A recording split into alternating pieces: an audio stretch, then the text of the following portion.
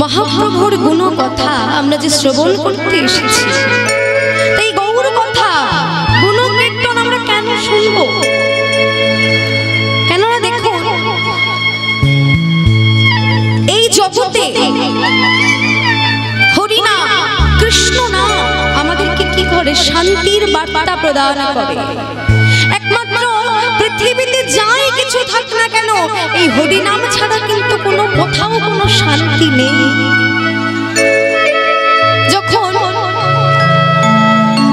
যখন আমরা জয়নিতাই জয় গো, যখন আমরা এই কীর্তন শ্রবণ করি, হরিনাম শ্রবণ করি, সঙ্গে সঙ্গে আমাদের চিত্ত নির্মল হয়, দেহ সুস্থ হয়ে যায়, কৃষ্ণ ভজনের উপযুক্ত দেহ তৈরি হয়ে যায়। কেননা আমরা তখন তো ভজন করছি, এই গৌর কথা আস্বাদন করছি। কীর্তন মহাপ্রভুর নাম এমনই এক বস্তু, আমার মহাপ্রভু কৃপা করে বিতরণ করে গেছে কলিজীবের জন্য। আর বলে গেছেন, ওরে ওরে কলির জীব, তোরা কি ভাবছিস আমাকে পেতে হলে তোদেরকে অনেক কষ্ট করতে হবে, অনেক সাধনা করতে হবে? না রে, আমাকে পেতে হলে তোদের কোনো সাধনার দরকার নেই। কৃতে দায়ত বিষ্ণু তেতায়াং যেতে মখই তাপরি পরিচর্যায়া কলৌ তদ্ধরি কীর্তনা। কৃতে মানে সত্য যুগের মানুষ ধ্যানের দ্বারা বিষ্ণুর কৃপা লাভ করেছিল, ত্রেতা যুগের মানুষ যাগযজ্ঞের দ্বারা প্রভু রামচন্দ্রের কৃপা লাভ করেছিল, দ্বাপর যুগের মানুষ সেবা পরিচর্যার দ্বারা লীলাময় গোবিন্দের কৃপা লাভ করেছিল। আর কলিযুগের মানুষ শুধুমাত্র নাম সংকীর্তনের দ্বারা মহাপ্রভুর কৃপা লাভ করল। তাই মহাপ্রভু বললেন, ওরে কলির জীব, তোদেরকে কিচ্ছু করা লাগবে না, না লাগবে তোদের ব্রত তপ করা, না লাগবে তোদের যাগযজ্ঞ করা, তোরা নাম সার কর। এই হরি নামেই তোরা মুক্তি পাবি, এই হরি নামেই তোরা উদ্ধার পাবি। বাবা, কত সৌভাগ্য নিয়ে এই কলিকালে আমরা জন্ম পেয়েছি জানেন? এটা হচ্ছে ঘোর কলি। আমরা কি বলি? ঘোর কলি বলি না কলিকালকে? এই কলিযুগটা পাপময় হয়ে গেছে, অনাচার পাপাচার চলছে কলিযুগে। একটু ভালো করে লক্ষ্য করে দেখুন, চলছে না? কলিযুগে ঘোর অনাচার চলছে, ঘোর পাপাচার চলছে। এই পাপ থেকে, এই অত্যাচার থেকে, এই অন্যায় অত্যাচার যা কিছু চলছে, সবকিছুর থেকে শান্তির উপায়, মুক্তির পথ হচ্ছে একমাত্র মধুর হরিনাম। যখন আমরা বিশ্ববিদ্যালয়ে পড়াশোনা করি, আমি কলকাতা রবীন্দ্রভারতী বিশ্ববিদ্যালয়ে কীর্তন নিয়ে গ্রাজুয়েশন করছি। দেখুন, যখন আমরা বিশ্ববিদ্যালয়ে পড়াশোনা করি, বিশ্ববিদ্যালয়ে সমস্ত পড়াশোনা থাকে, আর্টস থাকে, কমার্স থাকে, সায়েন্স থাকে, সবকিছু থাকে। তার মধ্যে সমস্ত পড়াশোনার থেকে ঊর্ধ্বে হচ্ছে কীর্তন। আজকে কীর্তন নিয়ে কত গবেষণা শুরু হয়ে গেছে, কত রিসার্চ শুরু হয়ে গেছে। আমাদের কলকাতা রবীন্দ্রভারতী বিশ্ববিদ্যালয়, বিশ্বভারতী বিশ্ববিদ্যালয় বোলপুরে আজকে কীর্তন কি? কীর্তন হচ্ছে আমাদের প্রাচীন সঙ্গীত, গান বাজনা আর নৃত্য। জেনে রাখা জরুরি কথাগুলো। কীর্তনের পাশাপাশি এই যে জ্ঞানগুলো, এগুলো আমাদের জানতে হবে। শুধু কীর্তন যে শুনে গেলাম, অবশ্যই মহাজনের পদ অবলম্বনে কীর্তন করতে হবে, নইলে সেটা কীর্তন কখনো হয় না। তবে যখন প্রসঙ্গ কীর্তন নিয়ে উঠেছে, আমি সেই জন্যই এই প্রসঙ্গ তুলছি, মনে কিছু করবেন না, এগুলো জানতে হবে।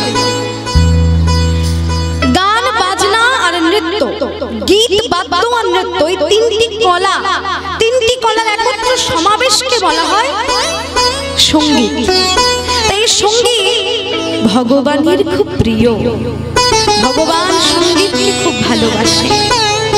আর সঙ্গীত সাধনা, যত প্রকার সাধনা আছে, সমস্ত সাধনার থেকে শ্রেষ্ঠ সাধনা সঙ্গীত সাধনা। সঙ্গীত সাধনা করলে অনায়াসে ঈশ্বরের নিকটে পৌঁছানো যায়।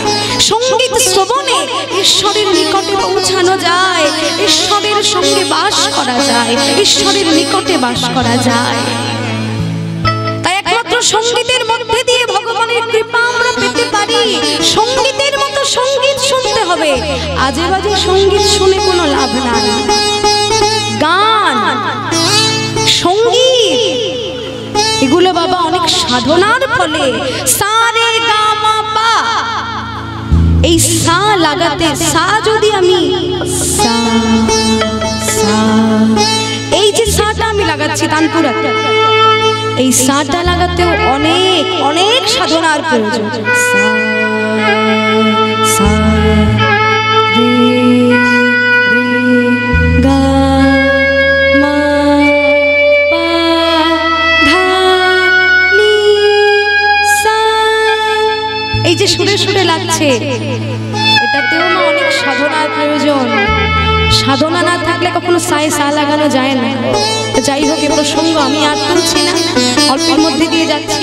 সঙ্গীতের দ্বারা যখন আমরা পড়াশোনা করি কীর্তন নিয়ে, অন্যান্য যখন ওখানে অনুষ্ঠান হয় রবীন্দ্র ভারতীতে, তখন সমস্ত সঙ্গীত, খেয়াল বলুন, লোকসঙ্গীত বলুন, রবীন্দ্রসঙ্গীত বলুন, নজরুল গীতি, সবকিছু হয়ে যাওয়ার পরে সব শেষে কীর্তন গান করা হয়।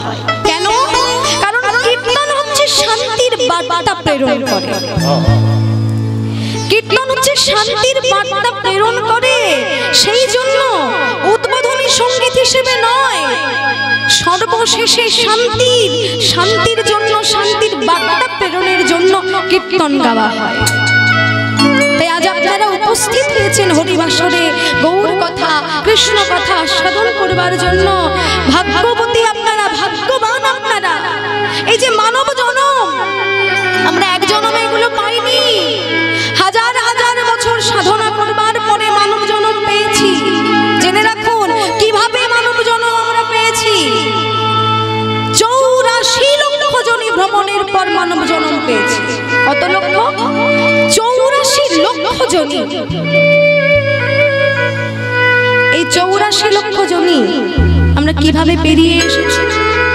স্থাবর বিংশতি লক্ষঞ্চ নব লক্ষঞ্চ জলচরা, কৃমিনাং রুদ্র লক্ষঞ্চ 10 লক্ষঞ্চ অন্ডজা, পশুনাং 30 লক্ষঞ্চ চতুর্লক্ষঞ্চ মানবা। অর্থাৎ স্থাবর বিংশতি লক্ষঞ্চ গাছপালা, স্থাবর মানে গাছপালা, গাছপালা হয়ে আমরা জন্মেছি কত লক্ষবার? 20 লক্ষঞ্চ।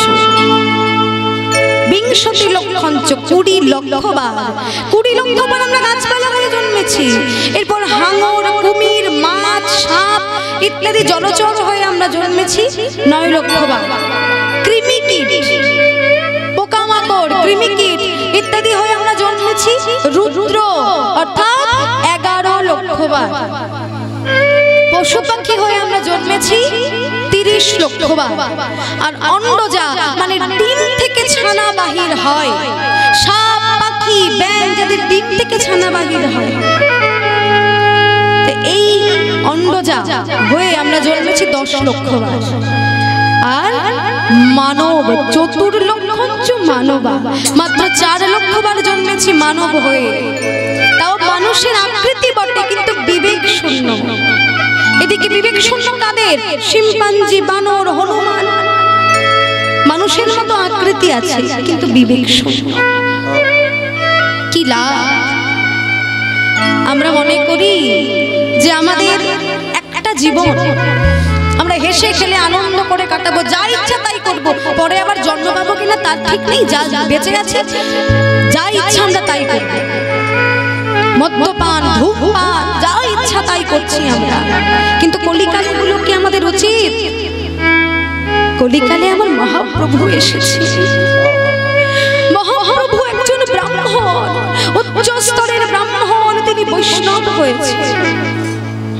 তাকে দেখে শেখা উচিত, তিনি ভগবান। আজকে আমরা সাধারণ মানুষ, নরকের কীট আমরা, তবুও আমাদের মধ্যে এত আত্ম অহংকার। দোতলা বাড়ি করতে পারলেই ব্যাস, আরে আমি দোতলা বাড়ি করেছি দেখে এসো, যাও। সিংহাসন করেছি ঠাকুরের জন্য, যাও দেখে এসো। হাজার হাজার টাকার মিষ্টি কিনে খাওয়াচ্ছে আমি ঠাকুরকে। ঠাকুর কি কোনো তিনতলার সিংহাসনে থাকে বাবা? কোথায় থাকে? হৃদ মন্দিরে। এই যে মন্দির, ভগবান কৃপা করে আমাদের মন্দির করে দিয়েছে। এই মন্দিরে লেখা থাকে মন্দিরের গায়ে ধূমপান নিষিদ্ধ। তাহলে এই দেহ মন্দিরেই যদি ধূমপান আমরা করি, তাহলে মানব জন্মে কি আমাদের দিন থাকলো? এই জন্য সবকিছু আমাদের ত্যাগ করতে হবে বাবা। কাম, ক্রোধ, লোভ, মোহ, মদ, মাৎসর্য, এই ষড়রিপু আমাদেরকে টেনে ধরে আছে। এই তোদেরকে যেতে দেব না ভগবানের কাছে, চলে আয়। যেতে দেব না তোদেরকে, ওই ভগবানের কাছে যেতে দেব না। আমাদের টেনে ধরে রেখেছে, কিন্তু সমস্ত বাধা অতিক্রম করে আমাদেরকে পৌঁছাতে হবে। পৌঁছাতে হবে না ভগবানের কাছে? তাহলে কিভাবে? আমাদের বেশভূষা কোথায়? আমাদের সংস্কৃতি কোথায়? আজকে বিদেশের মানুষ আমেরিকা, যুক্তরাষ্ট্র, ফ্রান্স, লন্ডন, মস্কো, বিভিন্ন প্রদেশ থেকে, পৃথিবীর বিভিন্ন প্রান্ত থেকে সকল মানুষ এসে ওই নবদ্বীপের পথের ধুলায় হাগুর হাগুর বলতে বলতে গড়াগড়ি যাচ্ছে। আর আমাদের বাড়ির পাশে নবদ্বীপ, তাই আমরা যাওয়ার সময় পাই না। কি হয়েছে? আমরা তারা যে তাদের যে সমস্ত ড্রেস, জিন্স প্যান্ট, টপ, এগুলো ফেলে আমাদের বাঙালিদের ধুতি, পাঞ্জাবি, শাড়ি পরে, মাথা ভর্তি সিঁদুর পরে, হাতে শাখা মালা পরে কি সুন্দর হরিনামে নৃত্য করছে। আর তাদের সেই ফেলে রাখা জামা কাপড় আমরা কুড়িয়ে নিয়ে অঙ্গে পরছি, অঙ্গে ধারণ করছি। লজ্জা হওয়ার কথা আমাদের। আমরা সনাতনী হয়েছি।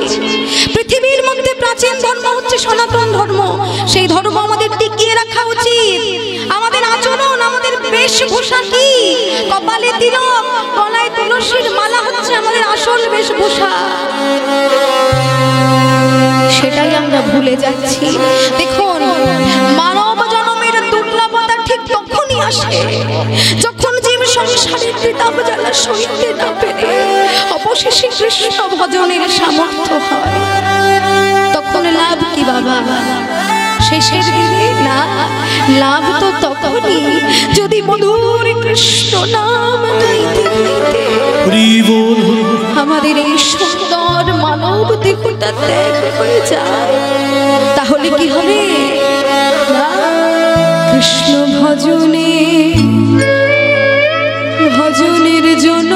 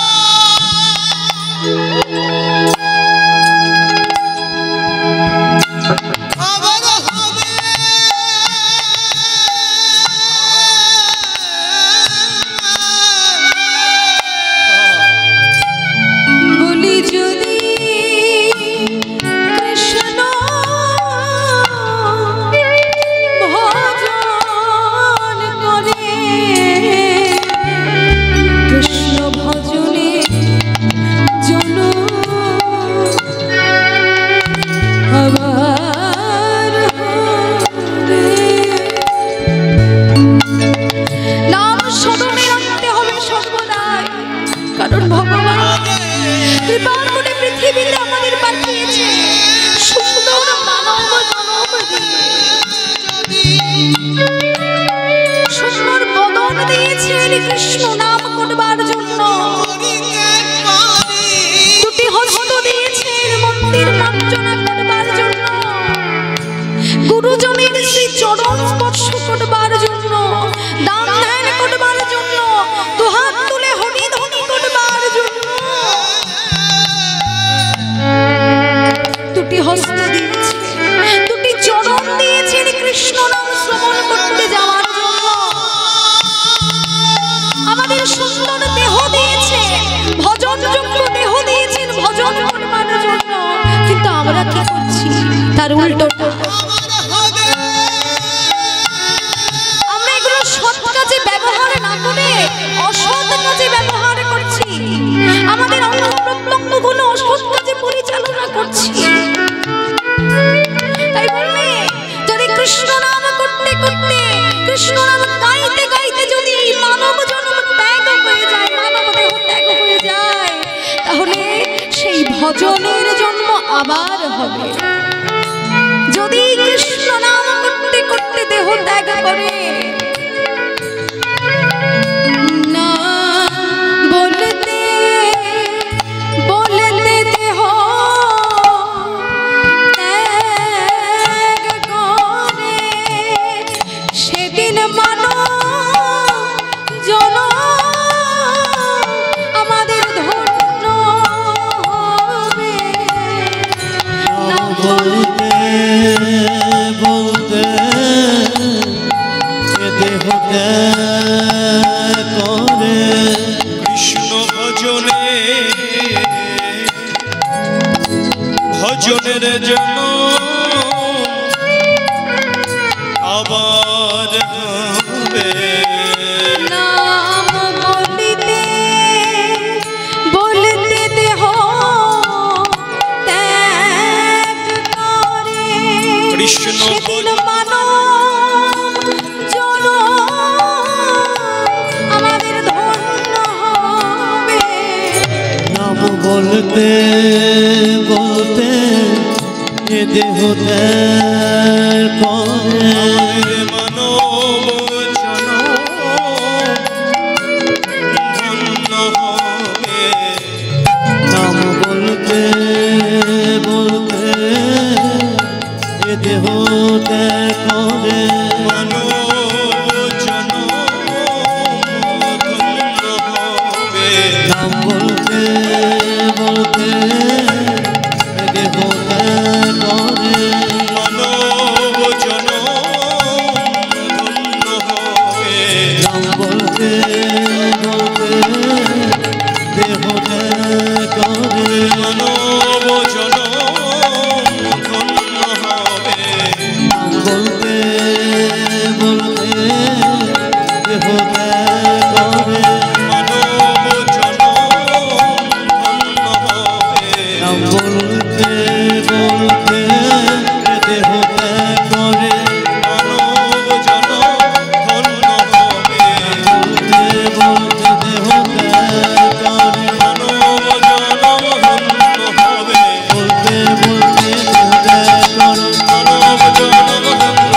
কৃষ্ণ ভজনের জন্য আবার হবে, মানব জনম আবার হবে। কৃষ্ণ ভজনের জন্য আবার হবে, কৃষ্ণ ভজনের জন্য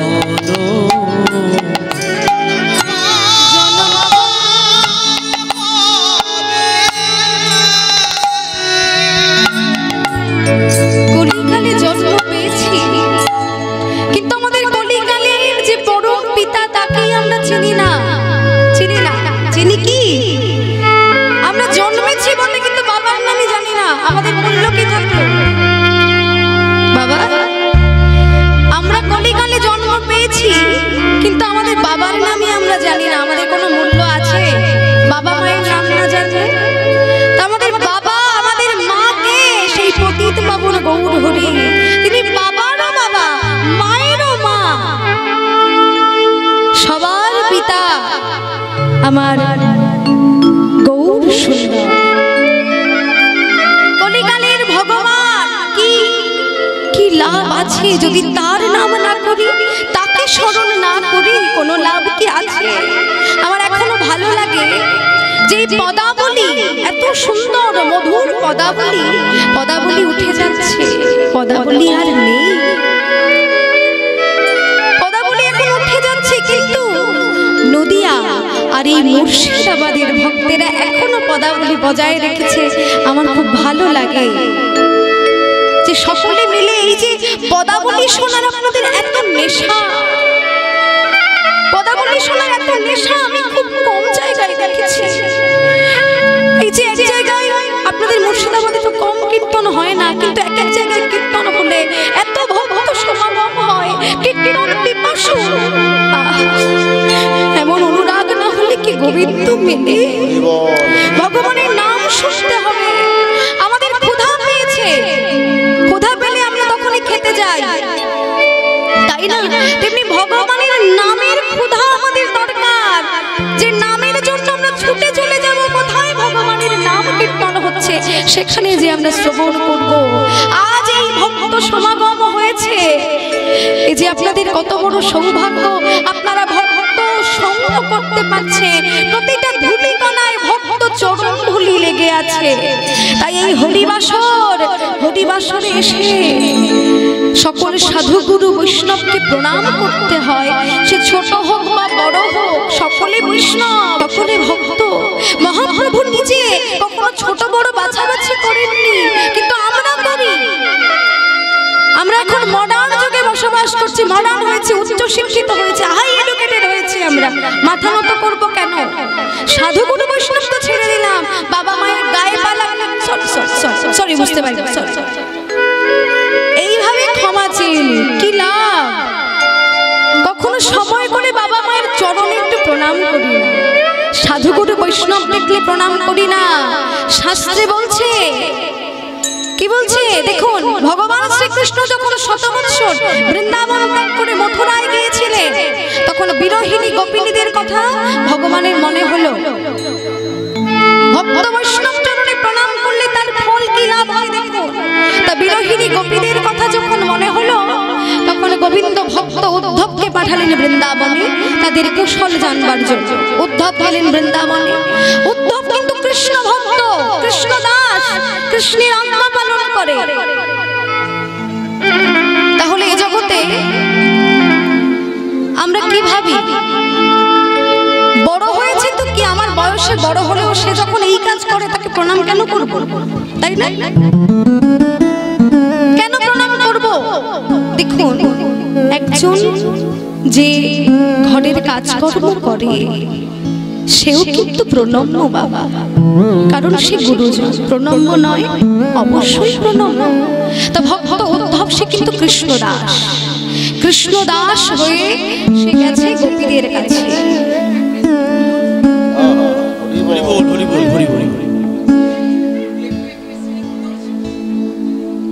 হ্যাঁ, কিন্তু কৃষ্ণদাস তো কৃষ্ণদাস, কিন্তু উদ্ধব যে বৃন্দাবনে পৌঁছেছে, উদ্ধবকে দেখে বিরহিণী গোপিনীগণ সকলে ছুটে এলেন এবং ছুটে এসে কি করলেন?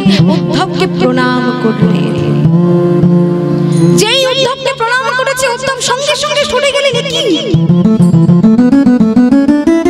কি গোপীগণ, তোমরা কি করছো? তোমরা জানো না আমি কৃষ্ণদাস, আমি কৃষ্ণ চরণতলে পড়ে থাকি, তোমরা আমাকে প্রণাম করছো কেন? আমি তোমাদের প্রণাম নেওয়ার যোগ্য নই, আমাকে প্রণাম করে অপরাধী করালে, তোমরা আমাকে প্রণাম করে অপরাধী করালে। গোপীগণ তখন বলছে, উদ্ধব তুমি কি ভাবছো? আমরা তোমাকে প্রণাম করেছি, হ্যাঁ তোমাকে হয়তো প্রণাম করেছি, কিন্তু উদ্ধব আমরা তোমাকে প্রণাম করে প্রমাণ করিয়ে দিলাম জগতের জীব, প্রতিটা জীব দেখে শিখবে, ছোট হোক বা বড়, নিচু হোক বা উঁচু জাতি, কৃষ্ণ দাস, কৃষ্ণ ভক্ত, ভক্তের পায়ে মাথা নত করলে, ভক্তের কাছে মাথা নত করলে, ভক্ত বৈষ্ণব চরণে প্রণাম করলে তার কি ফল লাভ হয়? কি ফল লাভ হয়? না, প্রণাম করলে ভক্তির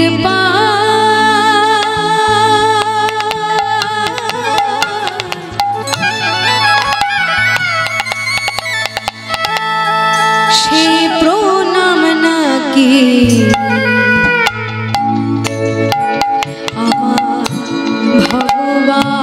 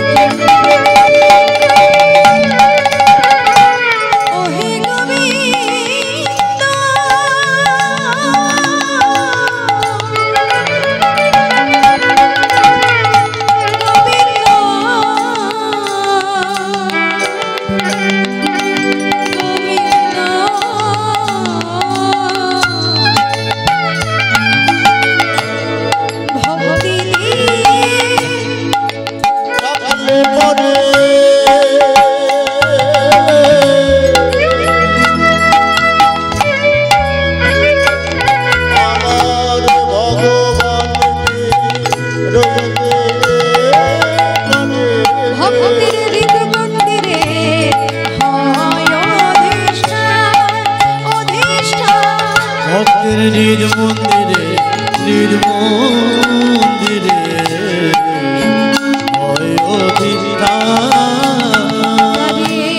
ভক্তি দিয়ে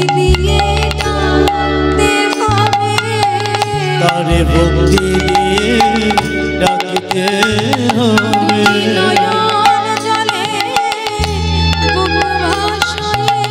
তারে ভক্তি দিয়ে ডাকতে হবে